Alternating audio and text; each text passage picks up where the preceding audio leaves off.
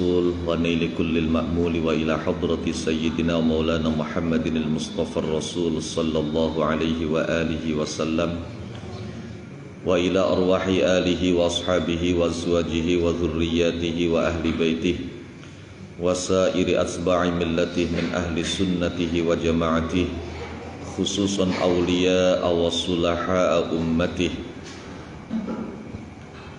وإلى أرواح جميع مؤسسي جمعية نهضة العلماء ورؤسائها شورية وتنفيذية ومعمريها ومساعديها ومن كان سببا في انتشارها وإلى أرواح جميع أصحاب المعاهد الدينية والمجالس العلمية السنية التي أسست على السنة والجماعة وإلى أرواح جميع مشايخنا ومعلمينا وأساتذنا ومن استفدنا عنده وإلى أرواح جميع مؤلفي ومصنفي الكتب الشرعية وآلاتها خصوصا مؤلفي ومصنفي الكتب التي تعلمنا وعلمناها ونخص خاصة إلى روح مؤلف هذا الكتاب سيد الإمام أحمد بن عطاء الله السكندري وشارحيه سيد الشيخ عبد الله بن حجاز الشرقاوي رحمهما الله تعالى ونفعنا بهما وبعلومهما.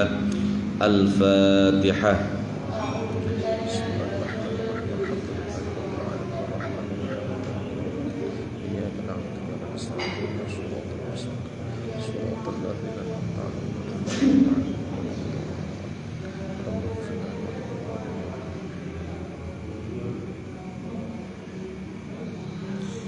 Bismillahirrahmanirrahim. Alhamdulillahi rabbil alamin. Iyyahu na'budu wa iyyahu nasta'in. Allahumma salli ala sayyidina Muhammadin salatan taj'aluna biha wa dhurriyyatana abna'ana wa banatina wa talamidana wa tilmidatina min ahli al-ilmi wal qur'ani batinan wa zahira wa tahsyuruna wa iyyahum biha ma'ibadika as-salihin dunya wa ukhra wa ala alihi wa sahbihi wa sallim tasliman katsira. Rabbi shrah li sadri wa yassir li amri wahlul 'uqdatam min lisani yafqahu qawli waj'al li wasiran min ahli. Allahumma la sahla illa ma ja'altahu sahla wa anta taj'alul 'asira idza syi'ta sahla. Amma ba'd, faqad qala muallif syarih hadzal kitab rahimahumallahu ta'ala rahmatan wasi'ah wa radiya anhuma wa anna wa amaddana bi asrarihima wa afadha alaina min barakatihima wa nafa'ana bihima wa bi ulumihima wa bi ulumi masyayikhina wa ulumi sairi ibadihi salihin fid darain amin ya rabbal alamin. Tashawwufuka ila ma batuna fika minal uyub khairun min tashawwufika ila ma hujiba anka minal ghuyub. Tashawwufuka utawi tasyawwuf itu dari kata tasyawwafa. Menurut Al-Imam Muhammad bin Ajibah dalam Iqadhul Himam, at-tasyawwuf ila syai' al-ihtimamu bihi wat tatallu'u lah.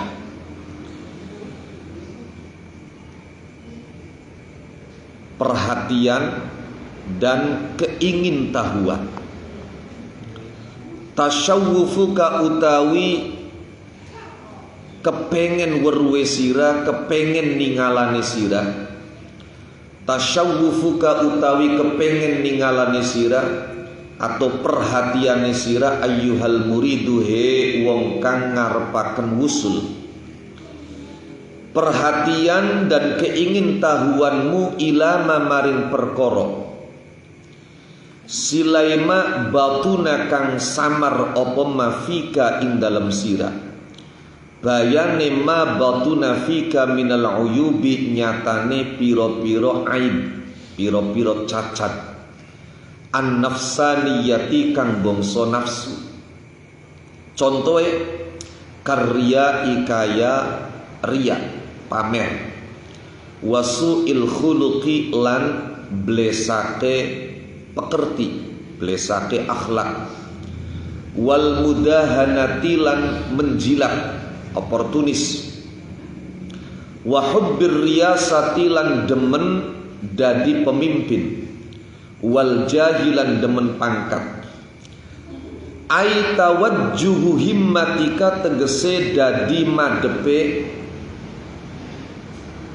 sejagatiniran, dadi madep ila zawali dzalika maring ilange mengkono-mengkono ma batuna fika minal uyub,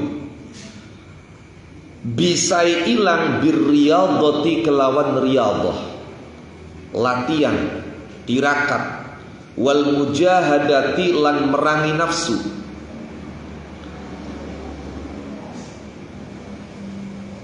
Wa talabut takhallusi lan nuprih dadi ucul minhu saking zalik. Wala yakunu lan oranana opo at-takhallus minhu fil ghalibi ing dalam lumrahe oranana iku illa ala yadi syaikhin kecuali ing atase tangane guru kamilin kang sempurna, nasihin kang ngarepaken bagus. Jadi nasihat iku maknane iradatul khair lil ghair, menginginkan kebaikan pada orang lain, itu nasihat. Nasihin kang ngarepaken bagus iku khairun luwih bagus min tasyawwufika ketimbang saking perhatian sirah, kepengen weruwe sirah ilama maring perkara hujiba kang dialing-alingi apa ma'anka saking sirah, bayane ma hujiba anka minal ghuyubi nyatane pira-pira perkara ghaib, min khafayal qadari saking pira-pira samare takdir, walataifil ibari lan pira-pira lembute pira-pira tupa tulada, wal asrari lan pira-pira rahasia al ilahiyati kang bangsa pangeran, wal ma'arifi lan pira-pira ma'rifat alladunniyati kang bangsa ngersane pangeran, wal karamati lan pira-pira keramat al kauniyati kang bangsa wujud. Perhatianmu, keingintahuanmu pada apa yang tersimpan di dalam dirimu dari aib dan kekurangan, itu jauh lebih baik daripada perhatian dan keingintahuanmu pada hal-hal gaib yang terhijab darimu.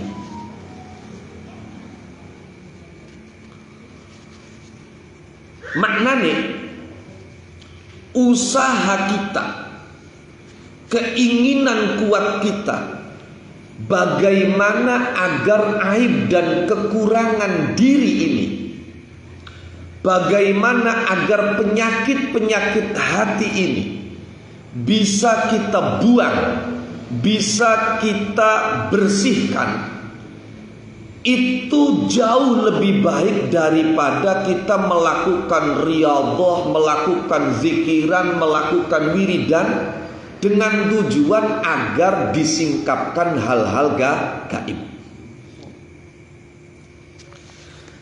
Kenapa bisa seperti itu? Lianna dzalika krana setuhune mengkono-mengkono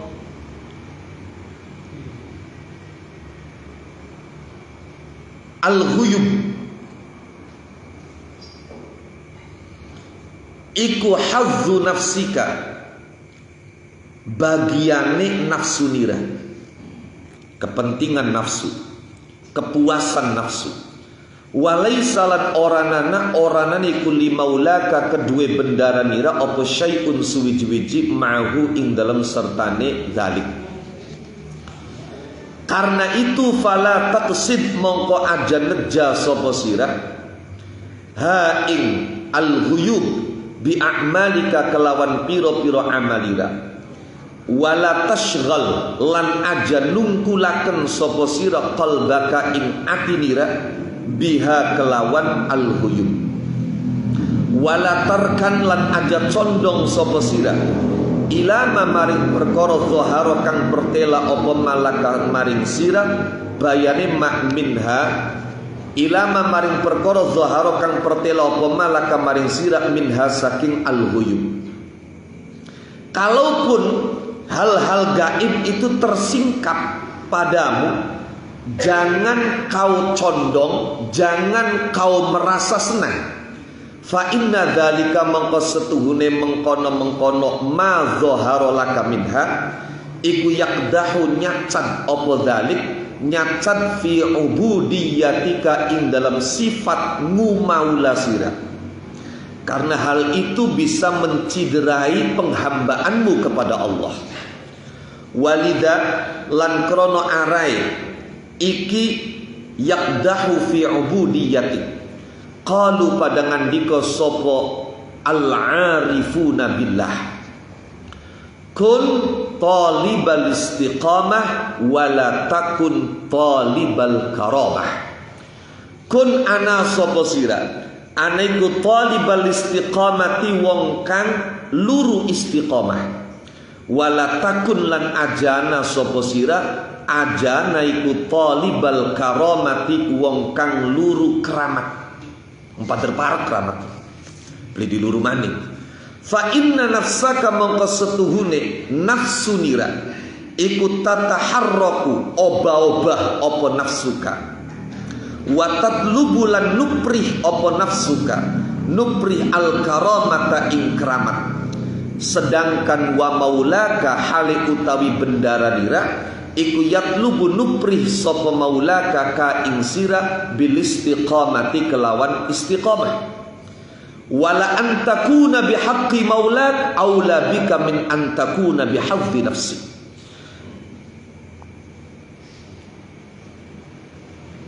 Wala antakuna lan demi yakti utawi nyenta ana sapa sira anaiku bihaqqi maulaka kelawan haqqi bendara nira iku aula luwi utama bika kelawan sira min antakuna ketimbang saking nyenta ana sapa sira anaiku bihadzi nafsika kelawan bagiane nafsu nira. Wallahu a'lam. Keten.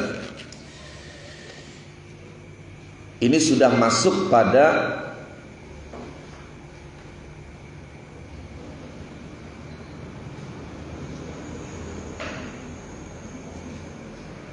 bab ketiga. Jadi pada pertemuan Rabu yang lalu itu penutup dari bab kedua yang berisikan tentang adab dan etika,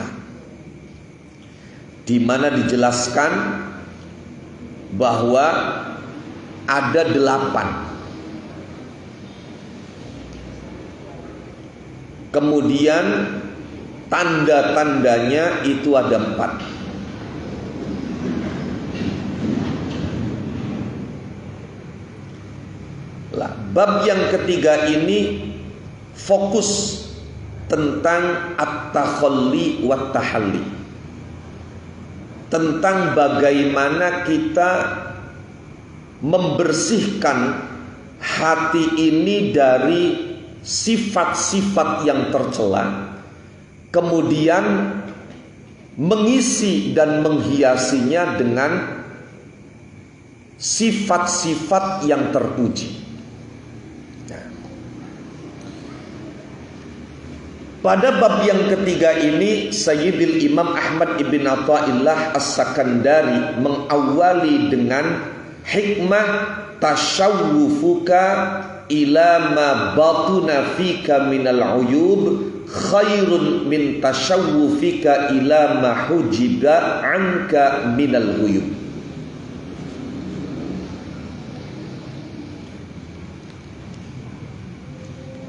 Perhatian dan keingintahuanmu serta usahamu untuk menghilangkan aib-aib yang ada pada dirimu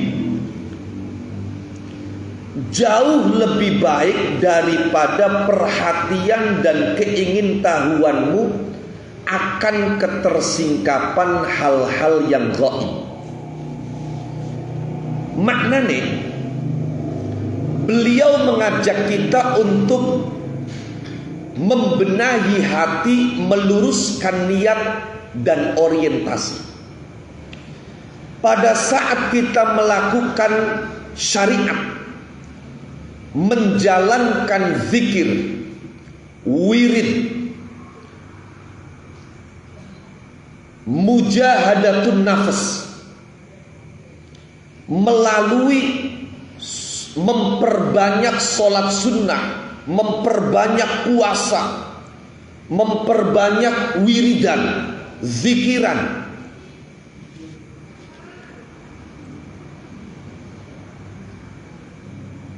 itu biasanya tujuan orang itu agar bisa mendapatkan karomah, agar bisa menyingkap hal-hal gaib yang kebanyakan orang tidak tahu.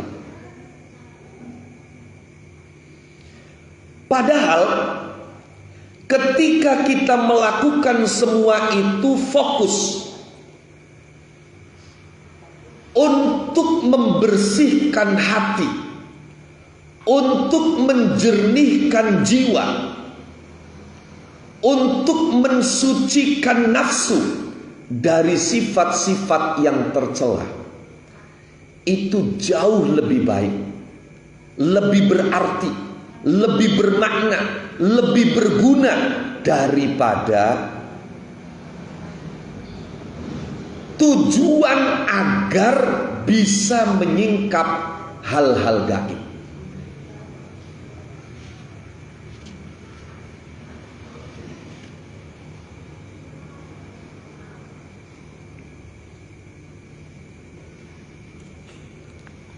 Kenapa demikian? Dijelaskan oleh beliau bahwa ketersingkapan hal-hal gaib, termasuk di dalamnya adalah mampu melihat rahasia takdir, bisa mengetahui rahasia-rahasia Tuhan,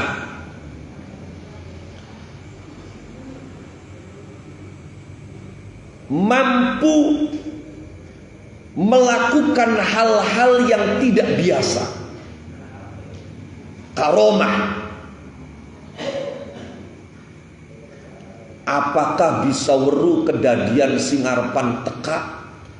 Apakah bisa ngerti tujuane tamu kang marep ning omah? Ini tidak lepas dari bagian dan kepuasan nafsu.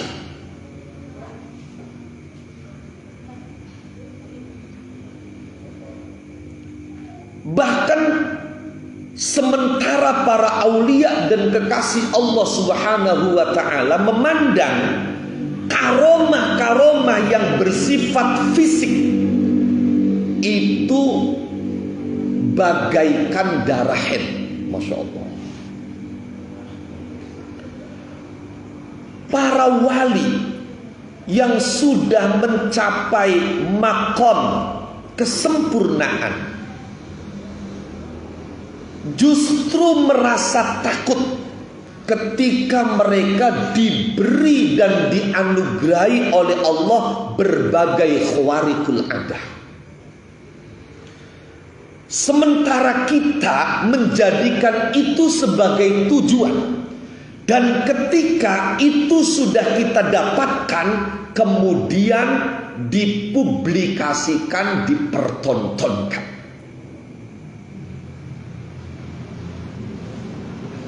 Pertanyaan yang sederhana, untuk apa itu dilakukan?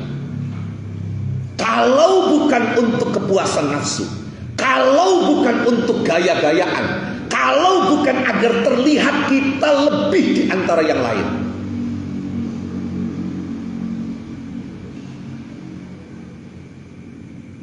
wali yang sudah mencapai maqam kesempurnaan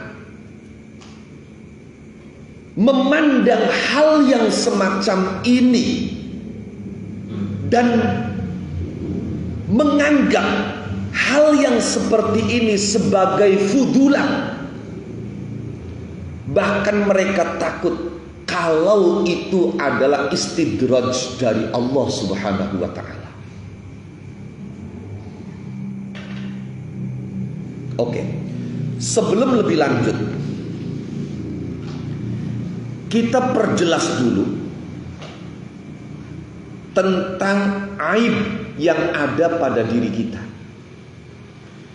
Di mana ketika kita melakukan zikir, riyadhah, mujahadah, mestinya tujuan kita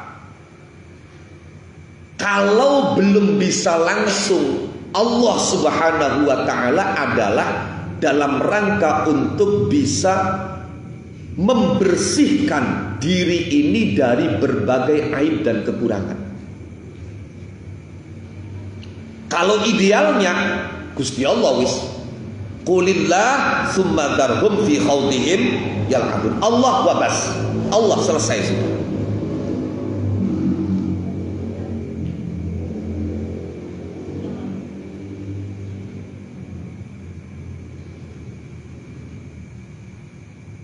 Di bawah itu ridho Allah.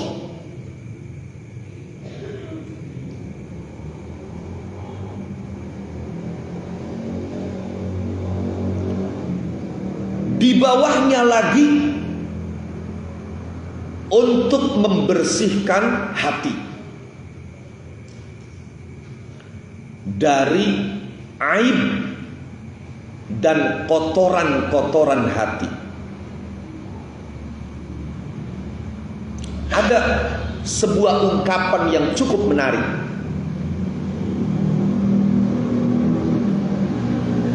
Seandainya kamu bisa, jangan berharap pemberian dari Allah, tapi berjuanglah menggapai ridho Allah. Kalau bisa, jangan mengharap pemberian Allah. Ambil Gusti Allah ngupai kiyen, ambil Gusti Allah ngupai kiyen, ambil Gusti Allah ngupai kiyen, ambil Gusti Allah nuruti kiyen. Kalau bisa, tapi berjuanglah untuk mendapatkan ridho Allah. Lakukan semuanya agar Allah ridho kepada kita. Kenapa? Karena ketika kamu sudah mendapatkan ridho Allah, maka pemberian yang Allah berikan kepadamu akan membuat kamu tercengang.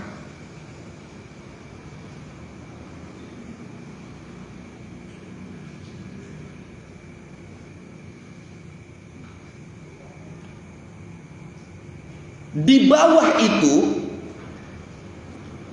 kita melakukan syariat dalam rangka untuk takhalli, membersihkan nafsu kita dari kotoran-kotoran, dari aib dan celah.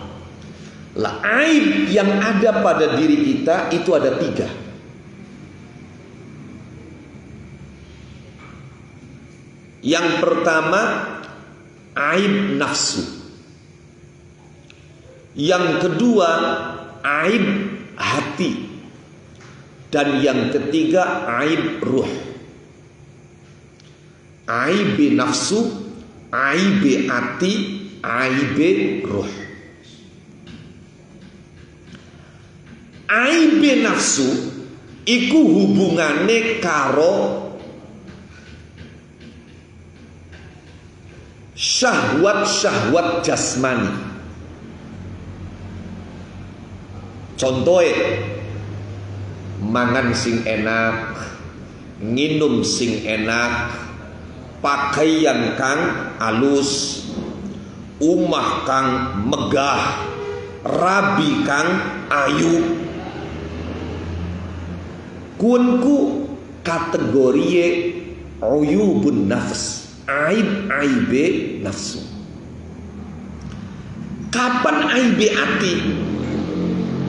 iku hubungane karo syahwate ati, kepuasan ati. Kayak apa? Pangkat, mulia, di atas yang lain, tidak mau tersaingi, dendam, punya kedudukan, punya keistimewaan. Itu kategori aibe ati, min uyubil qalbi. Lah sing nomor telu aibe roh.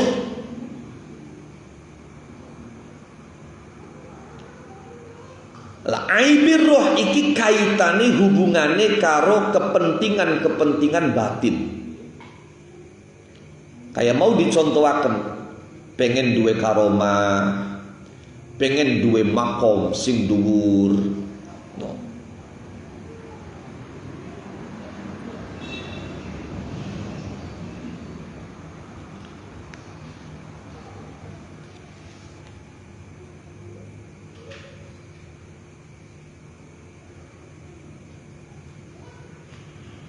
Lebih baik bisa melihat kekurangan diri daripada bisa melihat hal-hal gaib. Lebih baik berusaha untuk membersihkan diri dari berbagai cacat dan aib daripada berjuang untuk mendapatkan karomah.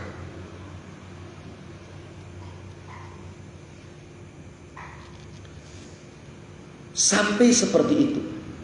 Kenapa? Karena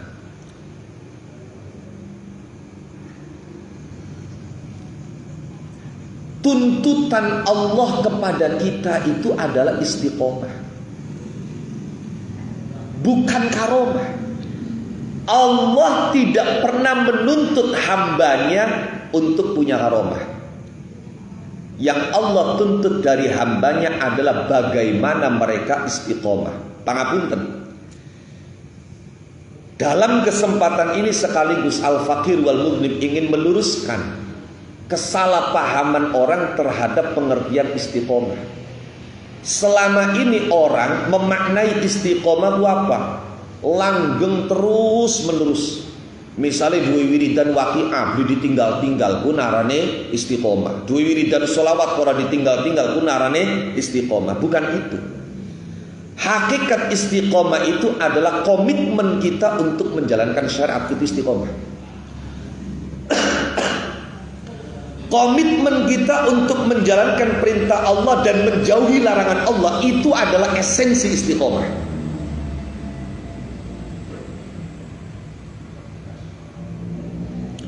Maka komitmen kita untuk menjaga wiridan jangan sampai ditinggal itu hanya bagian kecil daripada istiqomah.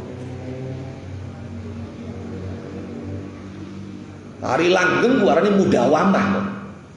Makanya hubungannya karo hadis ahabbul a'mali ilallahi adwamuha wa in qalla. Amal yang paling dicintai oleh Allah adalah amal yang paling langgeng walaupun sedikit. Langgeng. Hakikat istiqomah bukan itu. Hakikat istiqomah itu adalah komitmen kita untuk menjalankan syariat, melakukan perintah-perintah Allah dan meninggalkan semua larangan Allah. Itu istiqomah. Ini yang dituntut oleh Allah dari hamba-hambanya. Ini yang dituntut oleh Allah kepada manusia. Allah tidak pernah menuntut manusia bahwa si A harus punya karomah ini, si A harus punya karomah ini, si fulan harus bisa terbang, si fulan harus bisa membaca masa depan, si fulan harus bisa sesila ning dhuwure banyu. Allah nggak pernah menuntut itu dan Allah nggak pernah menginginkan itu dari hambanya. Singarane karomah itu ansih murni wahbi, anugerah Allah. Kalau Allah berkehendak memberikan, Allah berikan. Kalau tidak, ya tidak. Tidak ada tuntutan. Tidak bisa menjadi barometer kesempurnaan makom seseorang di sisi Allah Subhanahu wa ta'ala. Maka nanti pada hikmah berikut-berikutnya Sayyidil Imam Ahmad bin Athaillah mengatakan bahwa tidak semua orang yang memiliki khususiyah berarti dia itu sempurna.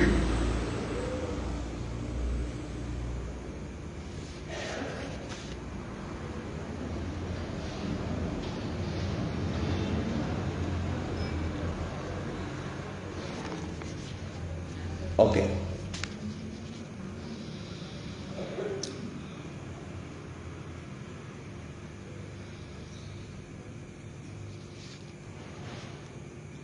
Diceritakan dulu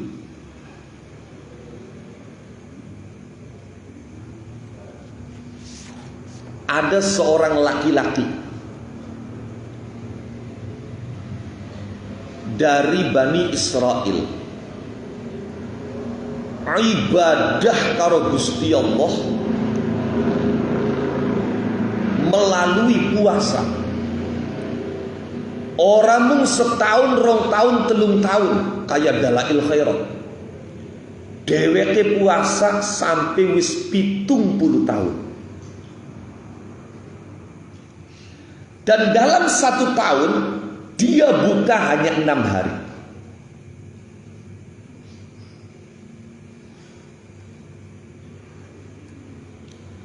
Tujuan dia melakukan puasa selama 70 tahun itu, dia ingin diperlihatkan oleh Allah seberapa besar kekuatan setan dan bagaimana modus operandinya menggoda manusia. Padahal tujuannya duduk keramat duduk. Pengen weruh sepira gede kekuatan setan dan bagaimana setan itu menggoda manusia, mencelakakan manusia, menjerumuskan manusia. Kayak apa? Sampai 70 tahun puasa pengen weruh kayak konon, ora keturutan. Akhirnya pegel dewek. Setelah pegel, kemudian dia punya inisiatif sendiri.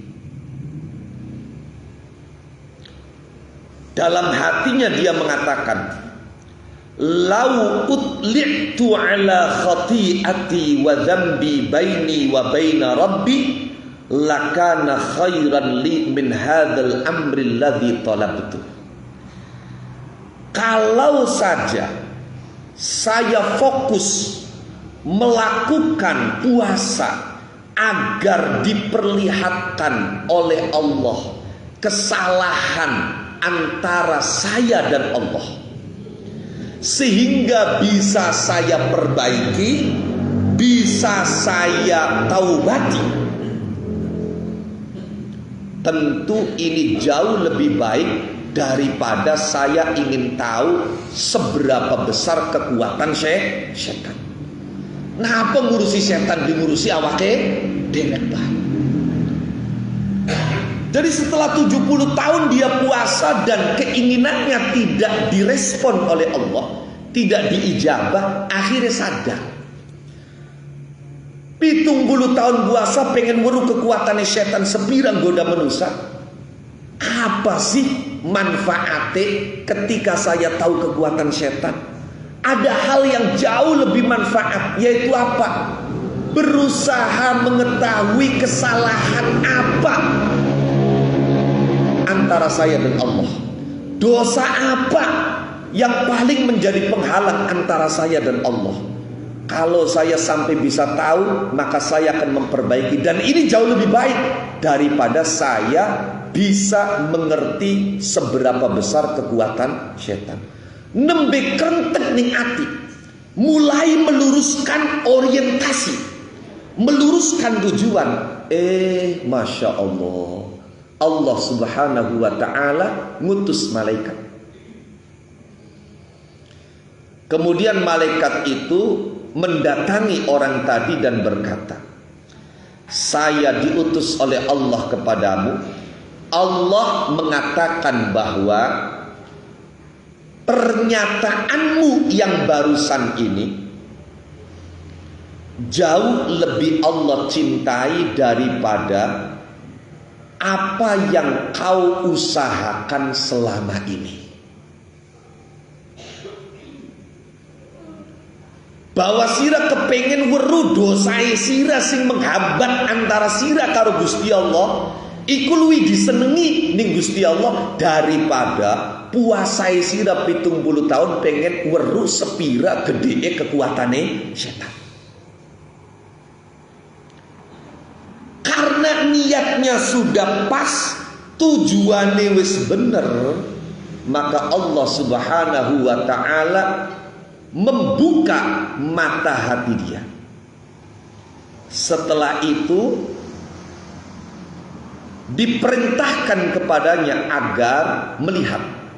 Faidan, dia kemudian membuka matanya dan bisa melihat begitu banyak tentara-tentara iblis yang berkeliaran di atas persada bumi ini.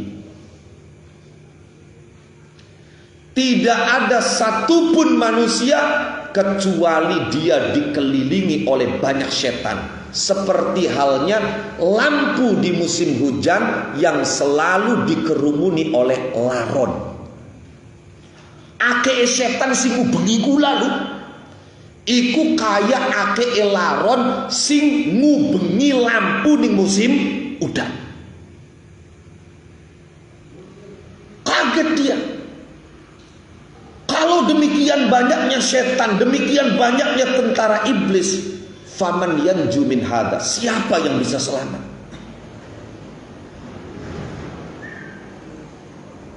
Dalam hati dia bertanya seperti itu, terdengar jawaban. Yang bisa selamat dari tentara-tentara iblis, dari setan-setan yang demikian banyak itu adalah al-wari'ul layyin, orang yang wirai dan orang yang memiliki hati yang lembut. Sing bisa selamat dari setan. Kisah yang hampir sama terjadi pada Hujjatul Islam wa Barakatul Anam wa Muqtadal Khasi wal Am Abu Hamid Muhammad ibn Muhammad Al-Ghazali At-Tusi. Imam Ghazali maca kitab. Ning kitab ketemu keterangan hadis, barang siapa yang ikhlas karena Allah selama 40 hari, maka mulutnya akan mengeluarkan hikmah yang bersumber dari hati. Jadi dari dalam hati itu akan memancar hikmah yang keluar melalui mulutnya. Imam Ghazali berusaha ikhlas sedina rong dina, seminggu rong minggu, sampai 40 dina. Angger bae hikmah orang mancur-mancur. Akhirnya apa? Imam Ghazali kemudian ngimpi. Ning jero ngimpi ana wong tekan ning Imam Ghazali. Toli takon, "Wahai Muhammad, wahai Abu Hamid, iyakah sampian lagi tirakat 40 dina ambir cangkeme bisa ngetokaken hikmah?" Jari Imam Ghazali, "Iya, tapi tek jajal ora mandi." No, ora dadi. Dijawab di wong tomo, "Ya masa mandi ya, yang tujuane sira dudu Gusti Allah. Tujuane sira hikmah." Maka Imam Ghazali bangun dari tidur, kemudian dia memperbaiki niatnya, meluruskan hatinya. Dia melakukan dan meninggalkan apapun betul-betul lillah, la li syai'in. Tidak karena apa-apa, tidak karena siapa-siapa. Belum lagi 40 hari hikmah wis mancur. Maka berjuanglah agar bisa istiqomah. Kenapa? Karena bisa jadi kamu belum sempurna istiqomah, karomah itu sudah Allah berikan. Tapi ketika tujuanmu dari sejak awal adalah karomah, maka bisa jadi sampai akhir kehidupanmu karomah itu tidak akan pernah kau dapatkan. Maka saya teringat dalam Qawaid Lasimiyah, Syaikhu Masyayikhna, guru dari guru-guru kami, Asy-Syaikh Masduqi ibn Sulaiman Al-Lasimi mengatakan, kun ya akhi man talaba istiqamah wala takun man talabal karomah, farubbama ruziqa bil karomah man lam yakun bikamil istiqamah. Wahai saudaraku, berjuanglah agar kamu bisa istiqomah, agar kamu bisa mendapatkan istiqomah. Jangan berjuang untuk memperoleh karomah, karena terkadang orang yang belum sempurna istiqomah itu karena kasih sayang Allah dia sudah diberi karomah. Dan mafhumnya, orang yang dari sejak awal mencari karomah bisa jadi sampai akhir kehidupannya dia tidak mendapatkan karomah apapun. Mana istiqomah? Yang dituntut oleh Allah kepada kita itu istiqomah, bukan karomah. Yang ditanyakan Allah kepada kita itu istiqomah, bukan karomah. Ente bisa ngilang burung, ente bisa mabur durung, bisa durung sesilan yang diberi banyu, gak akan pernah ditanyakan itu oleh Allah. Itu kepentingan nafsu, itu kepuasan nafsu.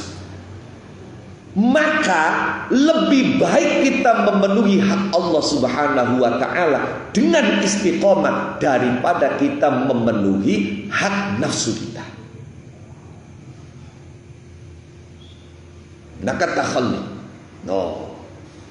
Jadi sekali lagi, perhatianmu, keingintahuanmu akan aib dan kekurangan yang ada pada diri kamu, kemudian kau perbaiki, kau bersihkan, kau hilangkan, itu jauh lebih baik daripada tersingkapnya hal-hal gaib pada dirimu. Lah priben carai ambir gula sambian kabeh bisa weru aibe awak ki apa? Ya berat sih pancen. Yonganan singarane nafsu iku ambeke mong kalah sing arane nafsu iku ambeke mong salah, walaupun kenyataannya salah, mong disalahkan. Makanya baru sampai dalam menusa iku rebutannya rebutan bener, laka sing rebutan salah.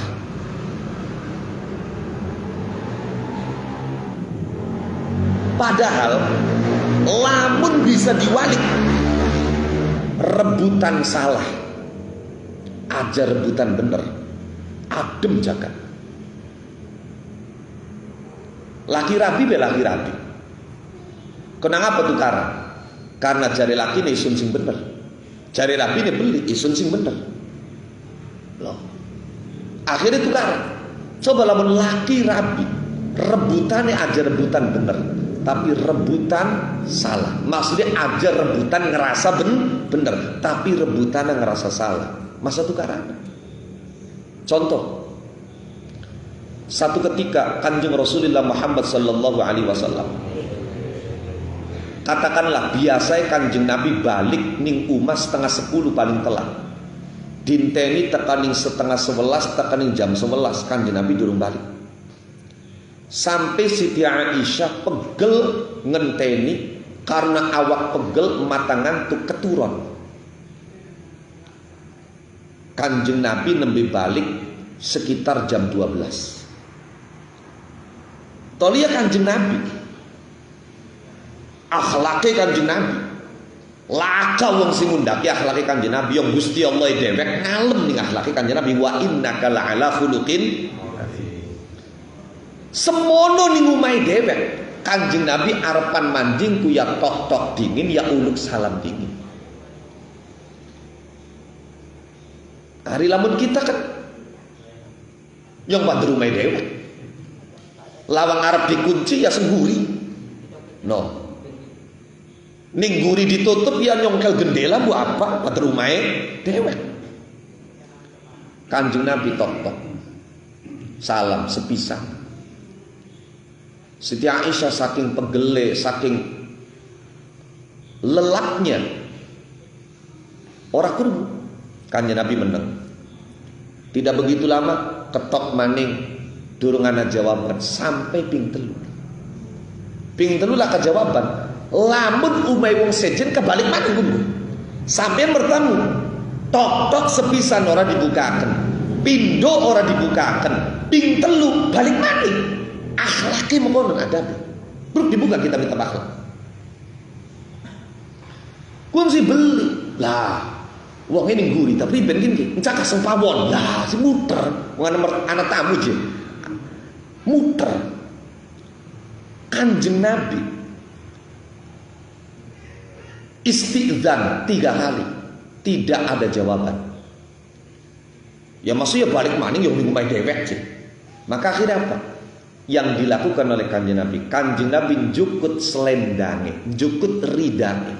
Apa rida itu? Sorban yang ditaruh di pundak. Sorban sini pundaknya kan dijukut, digelar ning tritis arpani umpah. Kanjeng Nabi turu ning tritis bantalan telapak tangan tengen. Manusia paling mulia, makhluk yang paling dicintai oleh Allah Subhanahu wa taala.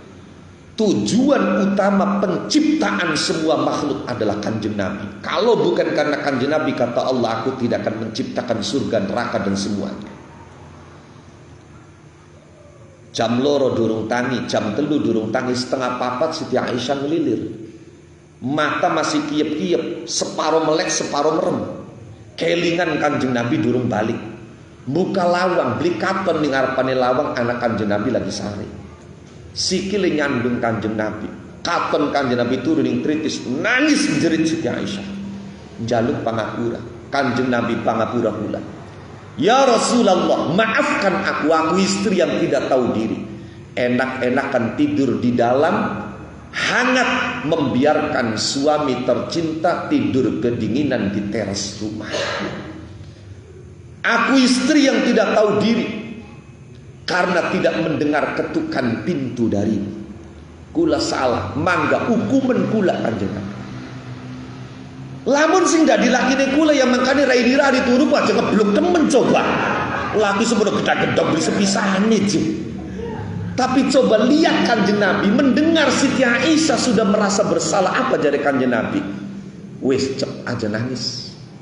Kian sing salah dudu sira. Kian 100% kesalahan isun. Yang isun biasa balik 9:30, bengi kian teklat tekaning jam 12 orang ngupai kabar.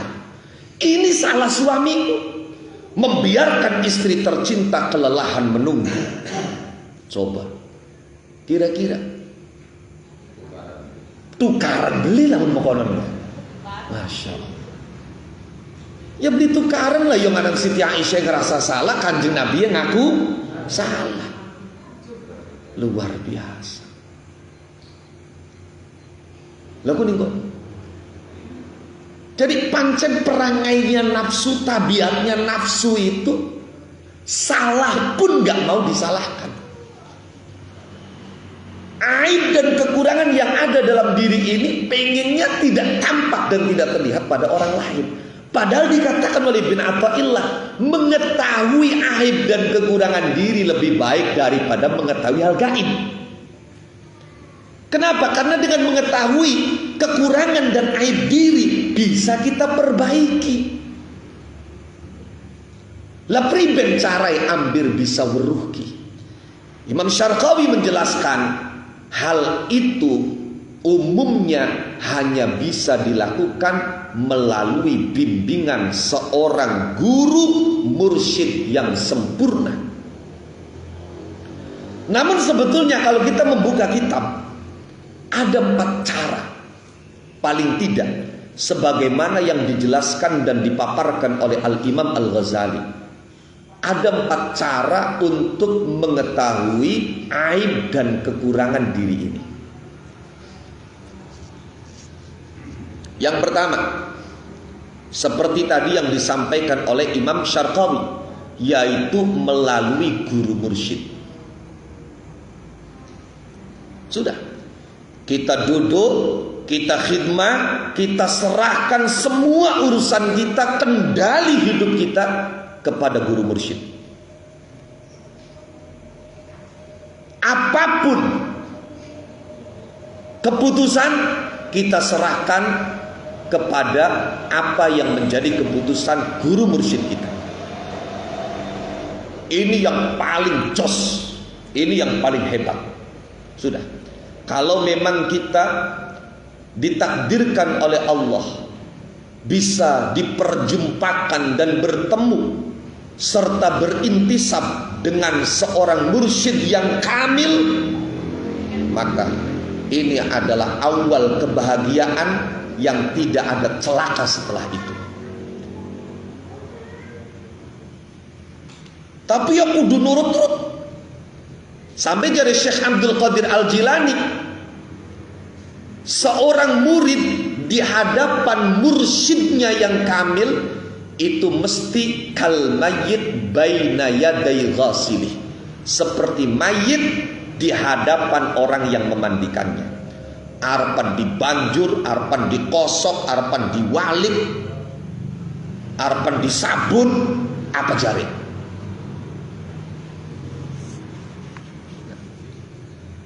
Cara yang kedua,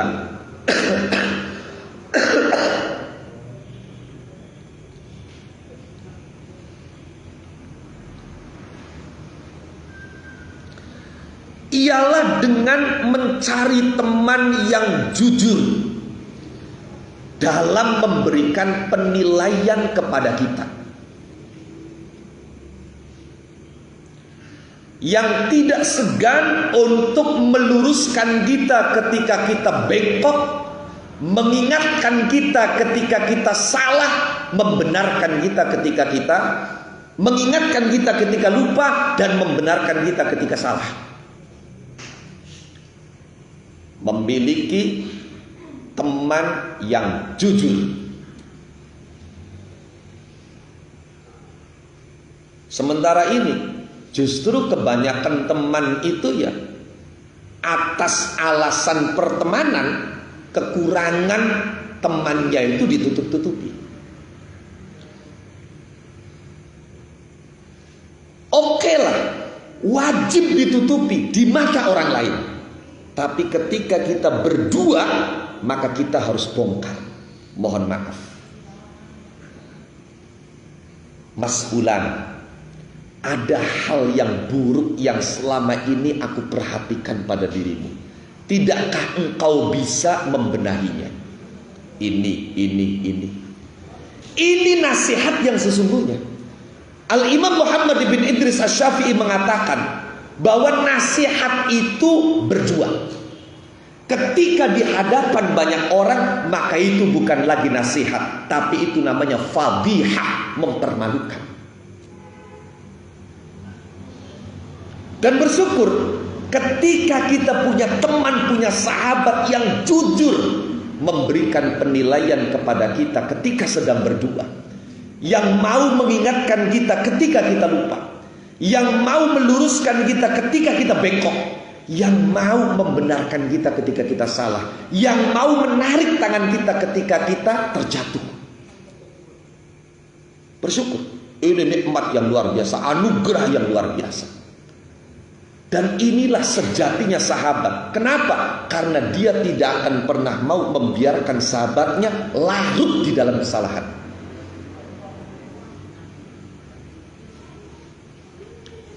Cara yang ketiga,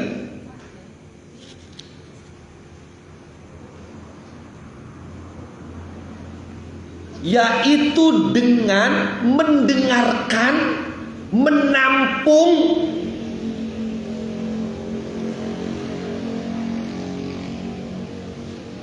penilaian musuh-musuh kita, menampung pernyataan-pernyataan orang yang tidak suka dan membenci kita. Perhatikan itu. Tampung dan diakomodir. Siapa sing musuhi kita, siapa sing sengit karo kita, siapa sing beli seneng karo kita. Kenapa? Karena terkadang penilaian musuh itu lebih jujur daripada sahabat yang penuh dengan kepura-puraan. Musuh jujur, beli seneng, kita beli seneng, gocakan ke sombong. Oh, maka ayo dipetani awaknya, betulkah apa yang dikatakan oleh musuh saya kalau saya itu sombong? Bakal sedekah padahal riak. Ayo mawas diri, langsung muhasabah. Iya tak kita riakku seperti yang dikatakan oleh dia. Itu jadikan penilaian musuh kita tentang diri kita sebagai bahan introspeksi dan evaluasi.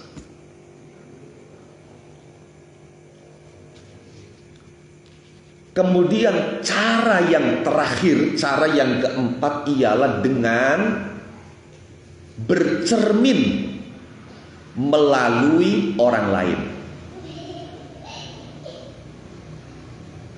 Maknanya kita melihat siapa yang baik, siapa yang buruk. Kita menilai siapa yang bagus, siapa yang jelek. Kemudian apa? Untuk bahan diri kita. Saya menilai itu bagus. Apakah itu sudah saya lakukan? Apakah itu sudah saya miliki? Apakah itu sudah saya kerjakan? Ketika saya menilai itu pada orang lain buruk, apakah itu ada pada diri kita? Itu caranya. Oh, dalam anak uang berbodoh, anak uang munafik, anak uang menjilat belesa. Ayo awak kita ki menjilat bele, kita ki munafik bele, kita ki sombong bele. Seperti itu. Yaitu dengan bercermin melalui orang lain. Ini kesimpulan dari apa yang dijelaskan oleh Imam Ghazali, bagaimana agar kita bisa mengetahui aib dan kekurangan diri kita untuk kita perbaiki, untuk kita bersihkan, untuk kita hilangkan. Di samping tentunya dengan senantiasa berdoa memohon kepada Allah Subhanahu wa taala, di antaranya melalui doa Allahumma ati nafsi taqwaha zakkiha anta khairu man zakkaha anta waliyuha wa maulaha. Naqif huna wallahu a'lam bissawab. Al-Fatihah.